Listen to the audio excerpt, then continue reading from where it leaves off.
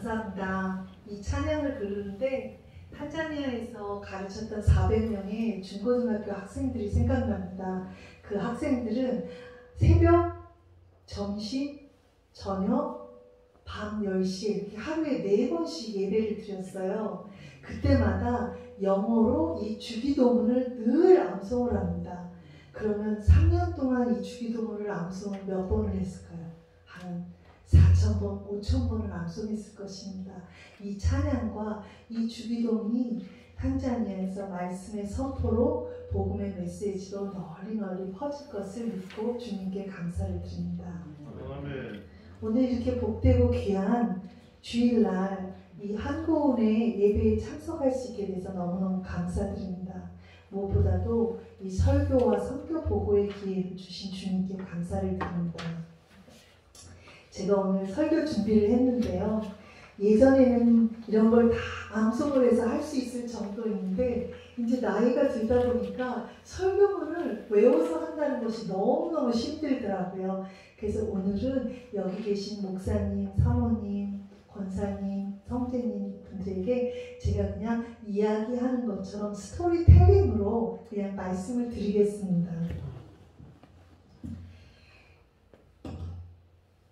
저희 아버지가 작년 12월에 소천을 하셨어요. 그때 제가 너무너무 마음이 슬프더라고요. 천국에 소망은 있지만 이 땅에서 부모님과 헤어진다는 건 정말 너무 슬펐던 것 같아요. 그래서 그 슬픔을 이기기 위해서 성경을 읽기 시작을 했습니다. 창세기부터 시작해서 요한계시록까지 읽었어요. 그러면서 홀로 애도의 기간을 40일 동안 가졌습니다. 그때 제가 가장 큰 은혜를 받은 것이 바로 요한계시록이었어요. 사실 요한계시록은 늘 성경 통독을 할 때마다 마지막 장이기 때문에 읽으면서 느끼는 게 야, 말세 이 환란이 오면 얼마나 두려울까. 겁난다. 이 환란의 때를 어찌 준비할까. 이런 마음으로 읽었었는데 요번에는 달랐었어요.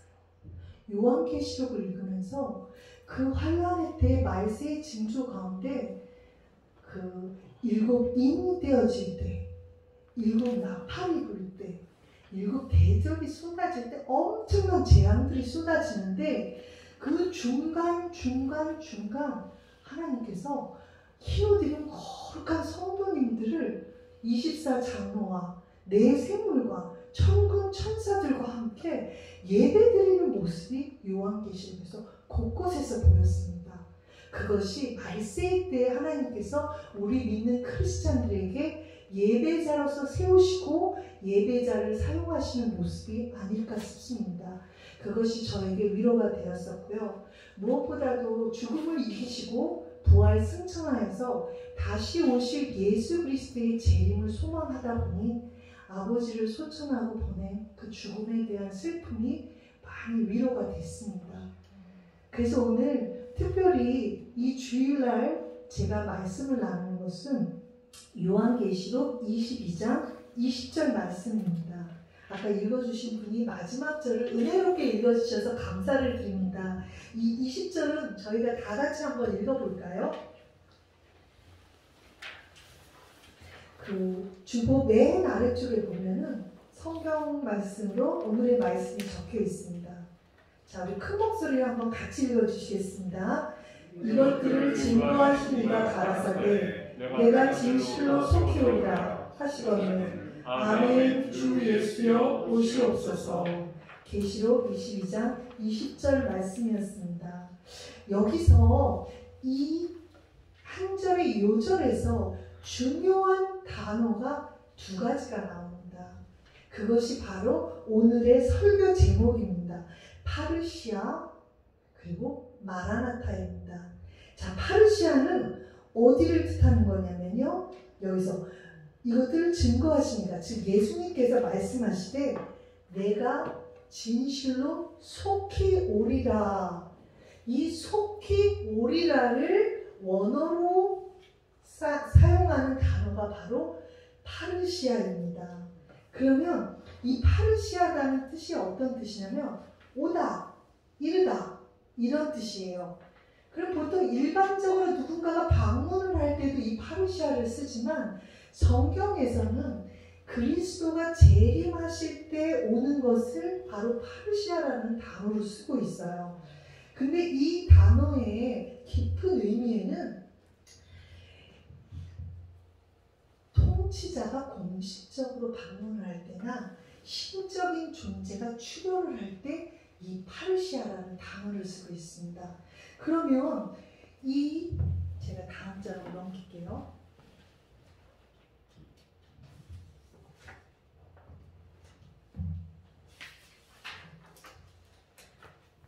이 단어 속에는 예수님께서 다시 오실 때 그 다시 오심이 만왕의 왕, 만주의 주로서 이 땅에 심판주로 오신다라는 의미가 함축적으로 들어있는 단어예요. 파르시아가요. 그러면 초림 때 예수님께서는 어떻게 오셨는지 다들 아시죠? 마구간에서 아기 예수님으로 인간의 육신을 입고 오셨어요. 그런데 재림으로 오시는 예수 그리스도는 이 파르시아에 담겨 있는 것처럼 이 땅을 이제 새하늘 새 땅이 임하는 이 천국이 임할 때 이 땅에 오셔서 심판주로 오셔요.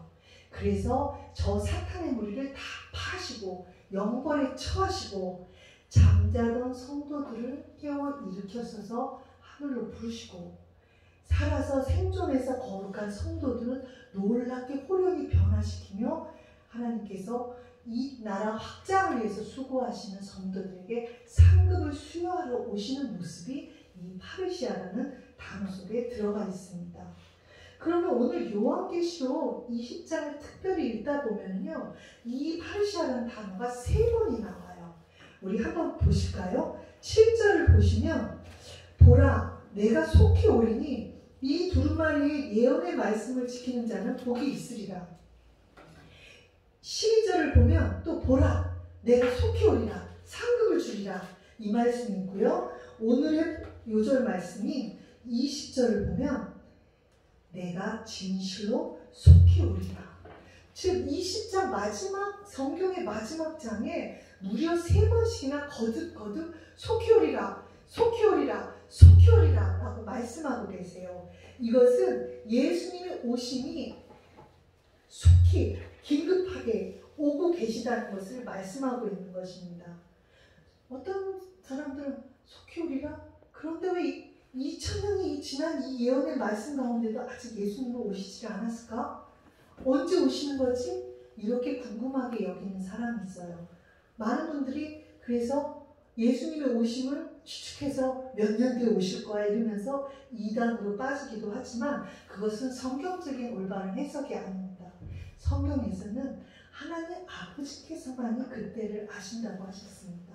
그렇다면 이 파르시아의 이 속히 오리라는 예언의 말씀을 통해서 저희에게 주시는 것은 먼 미래에 오시는 예수님을 의미하는 것이 아니라 지금 현재 진행하면서 오고 계시는 예수님을 저희에게 지금 21세기 성도님에게도 말씀하고 계시는 것입니다.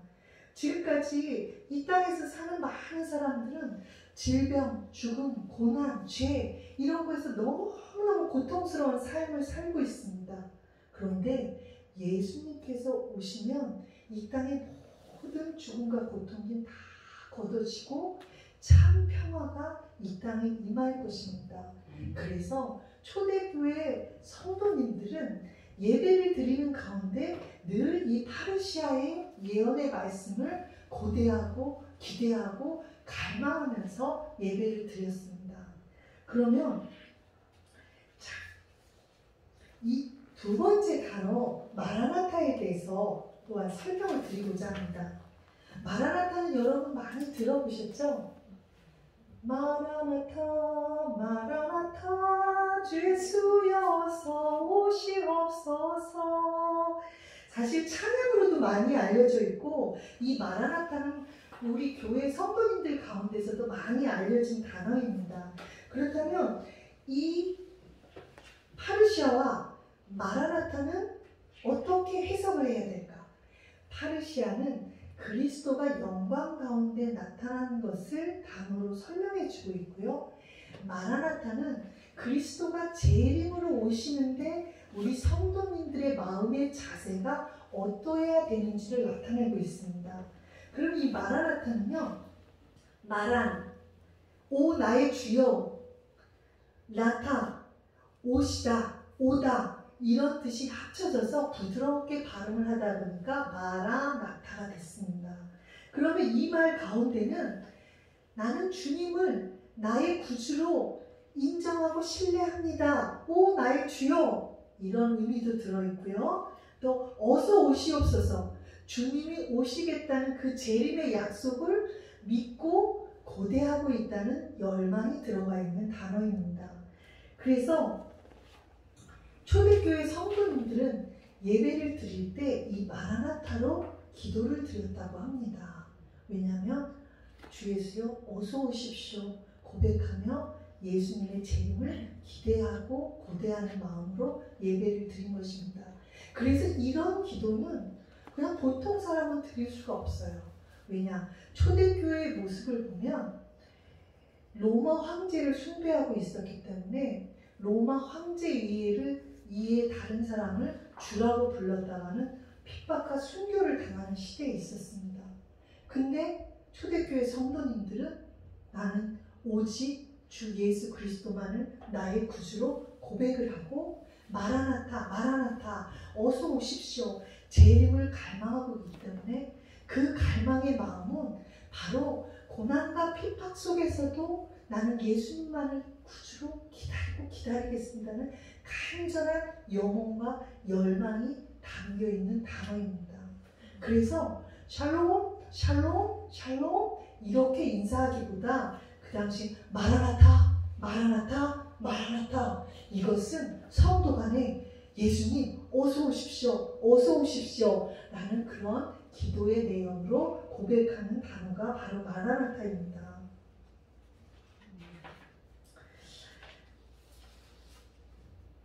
그러면 제가 간증을 들어가기 전에 우리 예배 드리시는 분과 함께 초대교회 성도님처럼 한번 인사를 나눠볼까요? 제가 먼저 예수님이 선포하셨던 내가 속히 오리라 라고 이 요절의 말씀을 선포하면 여러분께서 주 예수여, 주 예수여 어서 오시옵소서 이렇게 한번 답을 해주시기 바랍니다. 준비되셨습니까? 내가 속히 오리라. 너무 잘하셨어요. 그러면 오늘 설교 제목이 제가 파르시아라고 선포를 하면 여러분께서 마라나타라고 한번 응답을 해주시기 바랍니다. 파르시아, 파르시아, 파르시아. 아멘. 이 고백이 매일의 예배 가운데 기도 가운데 선포되는 여러분이 되시기를 예수 그리스도의 이름으로 축원드립니다. 자, 제가 이제 간증을 드리고자 하는데요. 사실 저의 선교 보고에 앞서 저희 어머니의 간증을 먼저 나누고자 합니다. 워낙은 같이 오시기를 원하셨고 또 한번 모시고 오기를 원하는데 워낙 요즘에 코로나 확진자 수가 800명을 넘어서다 보니까 제가 어머니를 그냥 집에 계시라고 하고 왔어요. 그냥 아버지 소출한 지 얼마 안 됐기 때문에 어머니가 혹시라도 감염돼서 이렇게 하면 제가 감당하기가 너무 힘들 것 같아서 다음에 더 좋은 하나님의 때에 또 코로나가 진정이 돼서 자유롭게 교제를 나누실 때 모시고자 합니다. 저희 어머니가 지금 86세세요. 네, 이제 4년 있으면 90 되십니다. 근데 저희 어머니를 제가 이번 주에 이 설교를 위해서 인터뷰를 했어요. 저희 집에서. 그래서 어렸을 때 어떻게 신앙을 갖게 되셨고 북한 선교에 대한 꿈을 갖게 되셨는지를 좀 자세히 알려주십시오 하고 부탁을 드렸어요. 그랬더니 저희 어머니께서 아주 갓난아기적 얘기부터 하시더라고요. 저희 어머니가 인천 송도에서 태어나셨어요. 지금은 국제송도 아니고 옛날에 그 갯벌막 있는 그 동막골이라는 곳에서 태어나셨어요. 근데 조그만 아기, 그 당시에는 아직 복음이 전해지지 않을 때였었는데 조그만 애기 있을 때 그 동네를 들어오시는 박물장수 할머니가 계셨대요. 그 할머니 이름이 로디 할머니였었대요.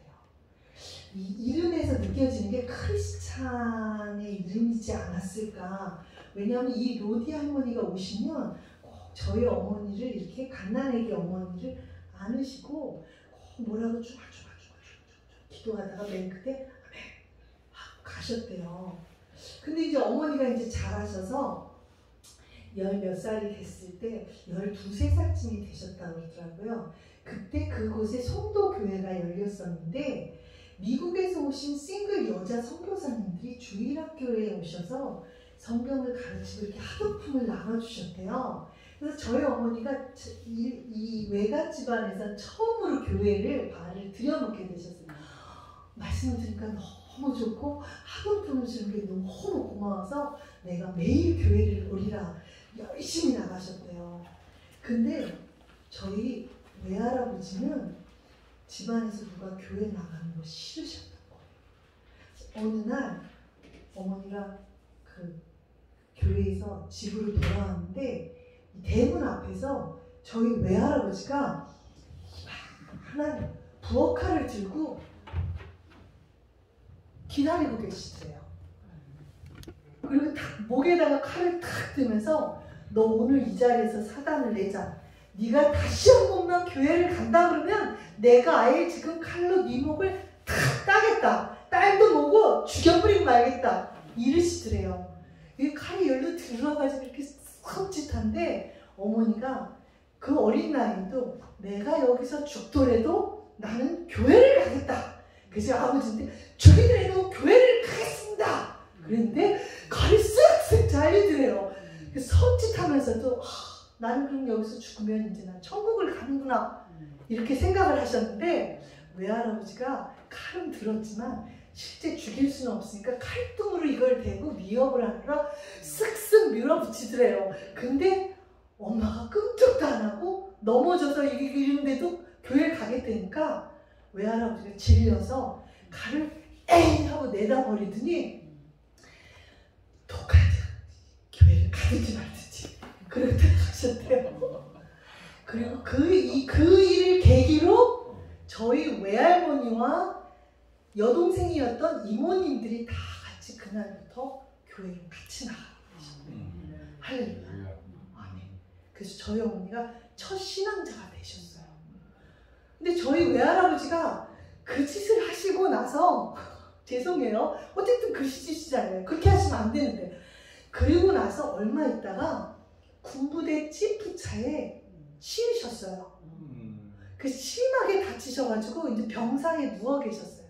외할머니는 이렇게 옆에서 돌보고 계셨는데 외할아버지가 이렇게 아픈 가운데 벽을 보고 있는데 갑자기 벽에서 무슨 그림이 막 보이시더래요. 그래서 외할머니를 불러서 아니 저기 저것 좀 보라고. 저기 하늘 가는 사람들이 지금 쭉 가고 있고 저기 하얀 옷 입는 사람들이 찬양하면서 가는 게 보인다고 막 그러더래요. 그래서 외할머니 옆에서 그 천국 가는 사람이라고. 근데 당신은 지금 예수 안 믿으면 천국 못 간다고 그랬더니 나 오늘부터 당장 예수 믿겠다고. 그래서 저희 외할아버지가 그 다음부터 동네방네 다니면서 전도를 하셨어요. 그래서 송도 교회에 지교회가 세워졌는데 그것이 동춘교회. 그래서 그 동춘교회에서 예배를 드리시다가 나중에 예배 중에 소천을 하셨어요. 그렇게 해서 저희 외갓집에 복음이 들어오게 됐습니다.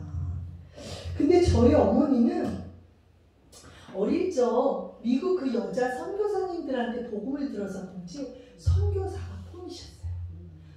결혼도 안 하고 신을 선교사로 평생 주님만을 모시고 싶다. 이렇게 했는데 외할아버지는 아프셔서 누우셨죠. 위에 있는 오빠들 셋이 연달아 줄줄줄줄 군대에 입대를 하게 되셨어요. 그래서 저희 어머니가 졸지에 중학교를 다니시다가 공부를 접고 그때부터 소녀 가장이 되셨어요. 그래서 그 동막골 앞에 바닷벌이 있는데 거기를 나가서 조개를 캐고 굴을 캐가지고 그걸 까가지고 팔아서 또 야채를 떠와서 또 과일을 떠다 팔아가지고 그걸 갖고 그 많은 식구들을 다 먹이는 소녀 가장 노릇을 하셨어요. 그러다 보니까 결혼도 늦어져가지고 26살이 될 때까지도 결혼을 못하고 계셨는데, 그때 이제 다시 선교사가 되겠다 그러니까 외할아버지 외할머니가 결혼을 하고 나서 선교사를 하라고. 그래서 부모의 뜻을 거스를 수가 없어서 그러면 나는 믿는 청년하고만 결혼을 하겠다. 그래서 사람들이 이제 노처녀 되는데 언제 결혼하냐면 저희 엄마가 그러셨대요.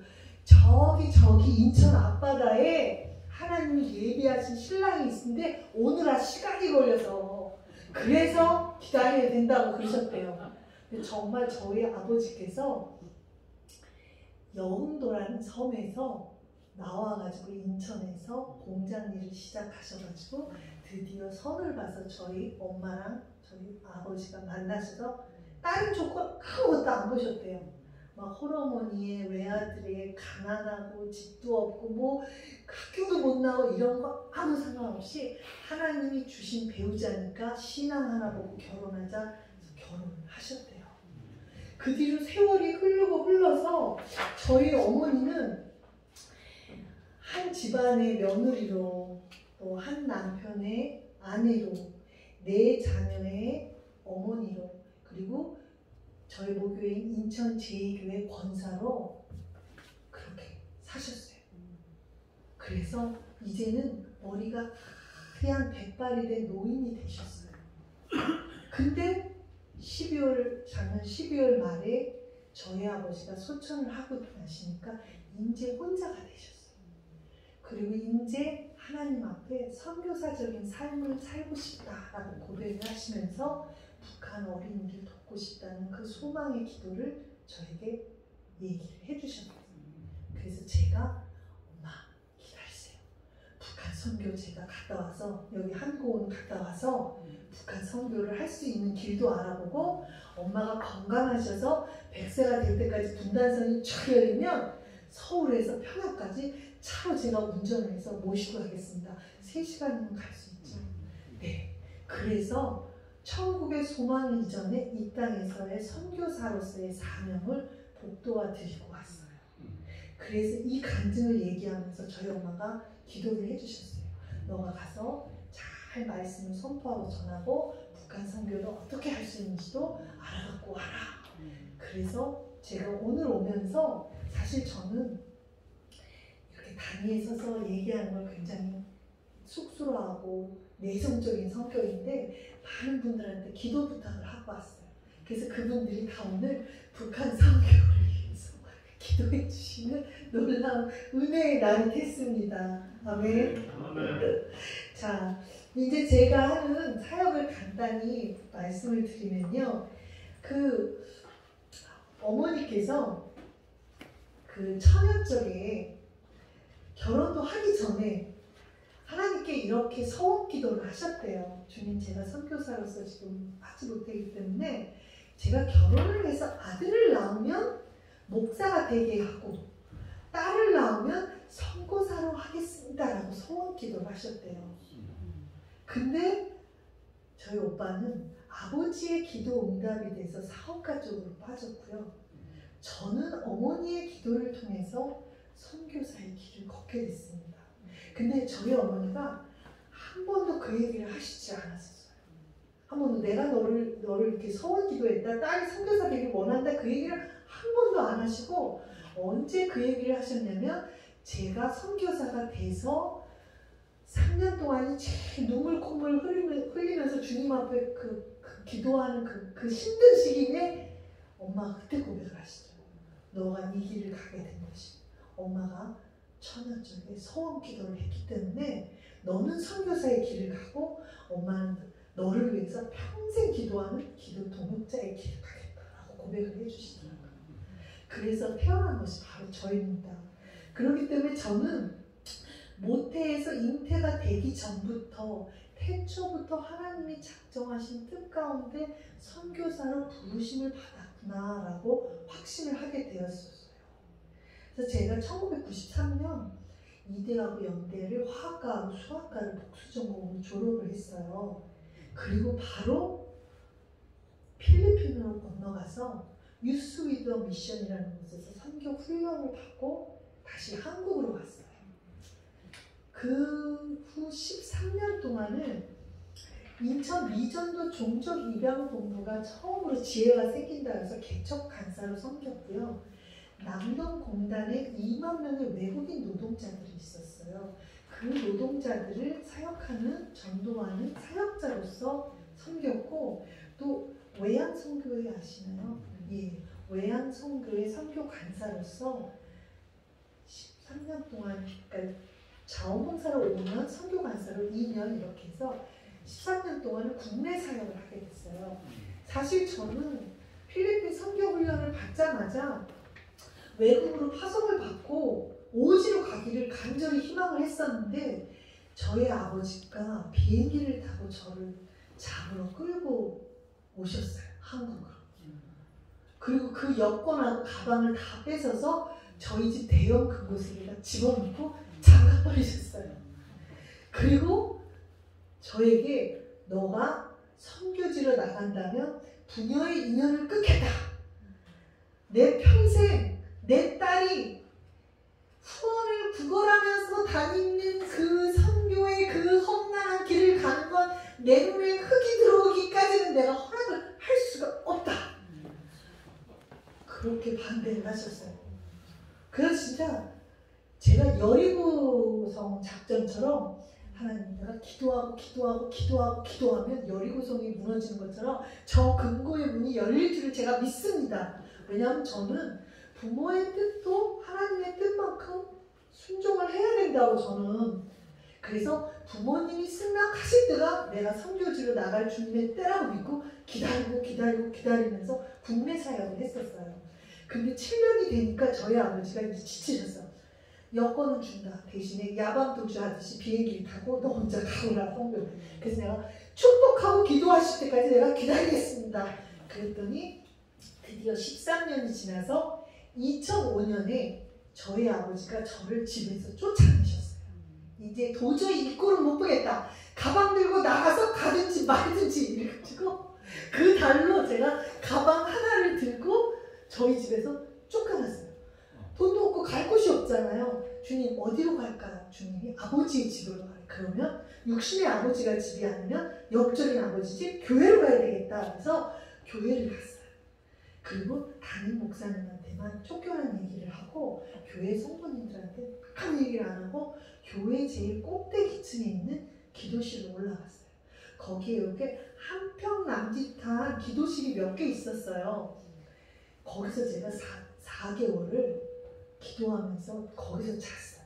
이렇게 누우면 발을 뻗을 수가 없기 때문에 대각선으로 이렇게 누워 자는데 문제는 교인들한테 들키면 안 되잖아요. 왜냐면 저희 아버지가 그 교회 장로님이시니까 장로님 체면을 잃을 수는 없고 부모 얼굴에 먹칠을 할 수는 없기 때문에 저는 거기서 정말 주님께 기도하면서 조용히 밤에 화장실 가고 낮에는 저기 도서관 가서 공부하는 성경 읽다고 이렇게 하면서 4개월을 기다리고 있어요. 지금이야 4개월이라고 하지만 그 당시에는 그게 1년이 될지 7년이 될지 10년이 될지 평생 그러고 있을지 모르니까 제 기도가 얼마나 간절했겠어요. 주님, 근데 저는 갈 곳이 없습니다. 주님이 여기서 애기를 출산하는 것처럼 팍 출산을 해서 저를 선교지로 보내시지 않으면 나는 그냥 여기서 평생 살고 있겠습니다. 그렇게 기도를 하고 있었어요. 그랬더니 저희 목사님이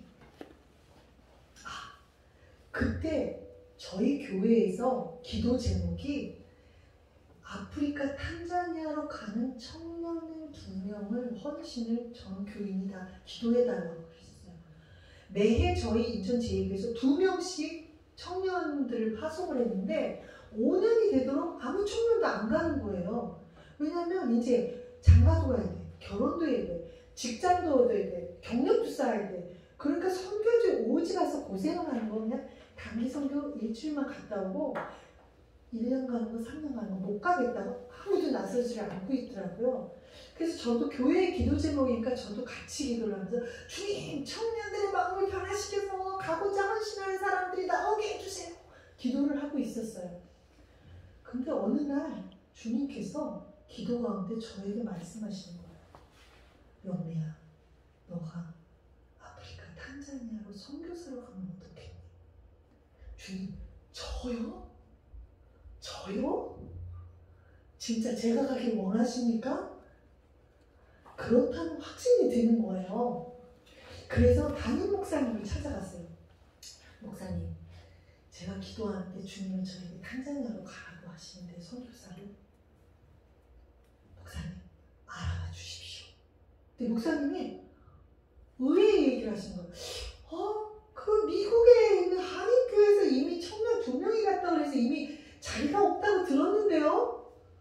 주님, 기도하고 이렇게 현실이 다른 줄 어떻게? 그렇지만 목사님 앞에서 침착하게 목사님 일단 저는 기도한 대로 순종하고자 하니까 알아봐 주십시오. 그 결과는 제가 받아들이겠습니다. 그랬더니 한 달이 지났는데 아무 얘기가 없으시는 거예요. 전 기도실에서 계속 있는데. 근데 드디어 연락이 왔어요. 목사님이 오라고 그러시더라고요. 그래서 목양실을 다 이렇게 가서 앉아있는데 목사님이 다 그러시는 거예요. 김영훈 선생님, 미국을 알아봤더니 가기로 했던 사람들이 다 취소가 돼서 지금 탄자니아에 아무도 없대요. 탄자니아 그 가르칠 학교에서 온 교사들하고 온 400명 학생들이 한국 인천 제2교회에서 탄자니아로 선교사가 오기를 수개월 전부터 기도하고 있었다는 거예요. 그래서 목사님이 바로 이번 달로 파송을 하겠습니다. 기다리십시오. 그래서 저는 또 기도실 가서 기다리고 있었어요. 근데 큰 거기 방에 장애가 있습니다. 여자 싱글 선교사는요, 파송을 받으려면 부모의 동의가 없으면 못 나가요. 목사님 아시죠? 그리고 저희 인천 제2장로교회는 장로님 35분 정도시면 전원이 만장일치로 결정을 해서 파송을 하지 않으면 평신도 선교사가 또 못 나가요. 목사님 선교사도 마찬가지예요. 선교사는 당회에 만장일치로 결정이 됩니다. 저희 아버지가 장로님이시고 아버지시잖아요. 저는 양쪽이 다 걸리고 있었어요. 근데 저희 담임 목사님 너무 지혜로우셨어요. 저희 아버지를 3번을 찾아가서 만나셨대요. 장로님, 그대로 놔두면 따님이 기도실에서 평생이십니다. 보내야 합니다. 그럴 수 없어요. 장로님, 이러다가 교인들이 하면 그래도 난 딸을 보낼 수가 없어요. 그래서 목사님이 개인으로 얘기해도 통하지 않으니까 당회를 임시당회 소집해서 1차 소집. 아버지가 오케이를 안 하셨어요. 그래서 다시 해산. 2차 당회를 임시당회를 소집했어요. 아버지가 참석을 안 하셨어요. 그래서 드디어 담임 목사님 3차 특별 당회를 열고 전원 장로님이 참석해야 됩니다. 김성일 장로님 꼭 참석하셔야 됩니다. 그래서 아버지가 마지못해 그 자리에 참석을 하셨어요. 그래서 35명의 장로님이 만장일치로 결정을 하시고 저희 아버지 한 분만 이제 앉아 계셨어요. 담임 목사님 지혜롭게 자, 김성일 장로님 일어나셔서 제2교회 장로님으로 또 김영미 선교사님의 아버지로서 마지막 의견을 얘기해 주십시오. 저희 아버지가요, 일어서셔서 그 장로님들 앞에서 눈물을 뚝뚝뚝뚝 흘리시면서 나 김성률 장로는 제2교회 당회의 결정과 김영미 선교사의 파송을 장로로서 아버지로서 하나님의 뜻으로 알고 예라고 대답하겠습니다. 그렇게 해서 3차 당회를 통해서 결정이 되셨어요. 그리고 저희 아버지가 제가 기도실에서 4개월 있었던 그 기간만큼 4개월을 펑펑 우시면서 당회 장로님들하고 말 한마디 안 하셨대요. 근데 그 4개월 뒤에 저희 탄자니아 시니어 선교사님이 사실 저희 교회 원로 목사님 아드님이셨어요. 그래서 특별히 한국을 방문할 기회가 있어서 제일 먼저 아버지를 찾아뵙고 김영미 선교사가 잘 있고 너무 행복하고 사역을 열심히 하고 있으니까 아무 걱정하지 마십시오. 이 얘기를 듣고 나서 저희 아버지가 감사합니다. 부탁드리겠습니다. 잘 돌봐주십시오. 그리고 눈물을 거두셨다고 합니다. 그래서 제가 탄자니아에서 그 장로교 프레스비테리안 세미너리라고 해서 장로교 신학교인데 중고등학교 학생들을 제자 양육하는 학교에서 3년 동안 약 1000여 명의 학생들을 제자 양육을 하게 됐었고요. 마사이 교회 개척을 하게 됐습니다. 나중에 또 기회가 되면 마사이 그 나무 밑에서 개척해서 어떻게 교회가 서게 됐는지를 간증할 기회가 있었으면 좋겠지만 오늘은 제 간증이 아니라 북한 선교의 얘기를 또 드려야 되기 때문에 넘어가겠습니다. 그래서 탄자니아에서 3년 사역을 마치고 나니까 하나님께서 열방 선교의 길을 여시면서 미국으로 가게 하셨고 미국에서 6년 동안 신학 공부를 하면서 중보기도 네트워크 사역을 하게 되셨어요. 그 기간이 북미하고 중남미의 복음 전파를 위해서 기도하는 시간이었었고요. 로스앤젤레스에서 노숙자들, 정신병자들, 조언증 환자들, 마약 중독자, 알코올 중독자, 교도소 수감한 사람들을 만나면서 그 정말 돌아온 탕자들처럼 대주리에서 살았던 그 세상의 온갖 그 범죄와 그 방탕한 속에 살았던 이 사람들이 하나님의 사역자로 변화되고 주의 길을 걷게 되는 것을 지켜보면서 저는 기도를 서포트를 했어요. 이런 분들은 또 유혹에 넘어지기도 쉽고 새끼를 가지기 쉽기 때문에 그런 분들을 기도로 세워드리면서 서로 협력해서 사역하도록 연결시켜주는 그러한 중보기도 네트워크 사역을 하게 됐습니다. 근데 2015년에 저희 아버지께서 병환으로 너무너무 아프셨어요. 말도 못하시고 다리도 못 쓰시고 일어나지를 못하실 정도로 아프고 저희 어머니는 또 심장 수술을 받게 해서 두 분을 잠깐 방학 기간에 나와서 돌보고 가느라 이제 가족이 요청을 했어요. 나와서 한 달을 돌봤는데 그 기간에 제 미국 비자가 캔슬이 돼가지고 미국에 입국하는 길이 막히게 됐어요. 그래서 저는 공항까지 진단 싸들고 갔다가 카운터에서 안 된다고 그래서 다시 집으로 돌아오는 일이 생겼어요. 그때는 왜 이런 일이 저에게 있습니까? 미국에 있는 집, 학교, 교재 다 그냥 기준으로 다 보내게 됐고요. 근데 그 모든 것을 막혔다고 생각하는 그걸 통해서 하나님께서는 잠시 미국의 문을 닫는 대신에 제가 그때서부터 지금까지 5년 동안 한국에서 세계 각국으로 전도를 할 수 있는 기회들을 열어주셨어요. 그걸 보면서 하나님께서는 한 문을 닫으면 더 넓은, 더 다양한 길을 여시는구나를 보게 됐었어요. 그리고 2018년도에 평창 올림픽 그 전도로 전국에서 오는 노방 전도자분들을 다 이렇게 서포트해서 그 전도할 수 있게 해주게 됐었고 그때 박형선 목사님도 알게 됐었고 많은 사역자들을 알게 됐었고요. 그때 대만, 필리핀, 중국, 그리스, 터키, 유럽, 8개국, 스페인, 포르투갈 해가지고 아시아와 아프리카와 유럽을 전역을 교회 개척과 리서치와 전도여행으로 다니게 했으니 얼마나 하나님께서 열방 선교의 길을 넓게 열어주셨는지 몰라요.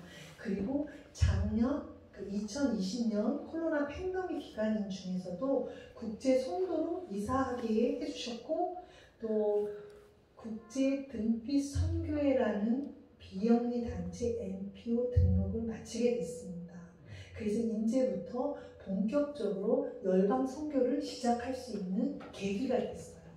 그런데 한 달 후에 저희 아버지가 돌아가시고 나니까 저희 어머니의 북한 선교의 꿈을 먼저 이뤄드려야 되겠다는 마음이 든 거예요. 저는 아직도 앞길이 창창하지만 저희 어머니는 언제 천국으로 부르심 받을지 모르기 때문에 어머니의 꿈인 북한 선교의 길을 먼저 알아봐 드려야 되겠다 해서 제가 박형서 목사님의 소개로 이 한고운 예배를 참석하게 된 것입니다.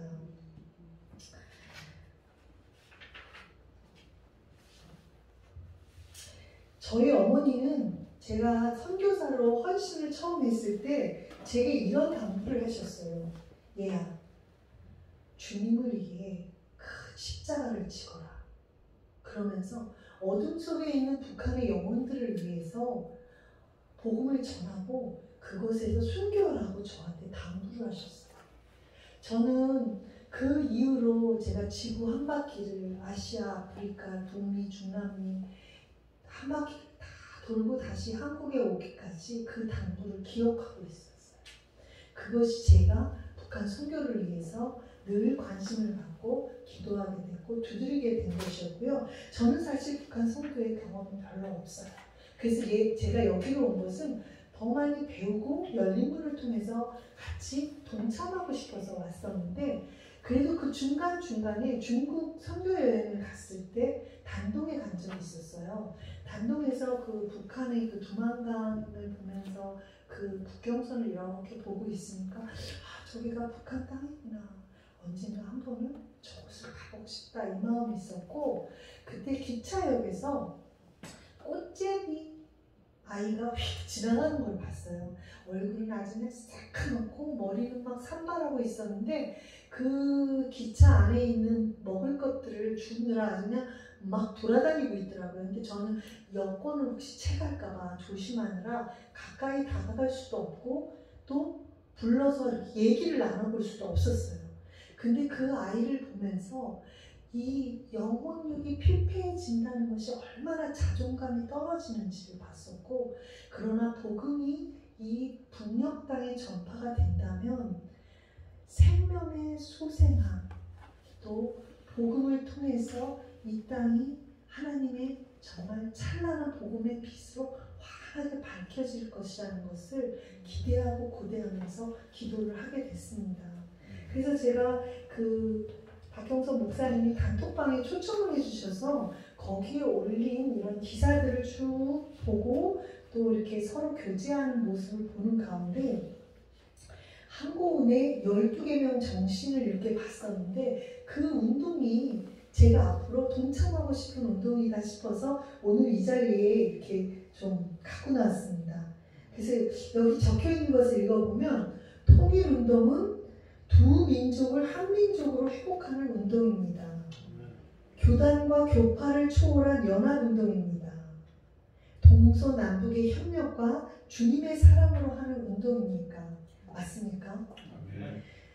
통일운동은 독립운동 연장선에 있는 운동입니다. 북녘 동포를 요셉의 창고로 먹여 살리는 운동입니다. 통일운동은 선한 사마리아 운동입니다. 아멘.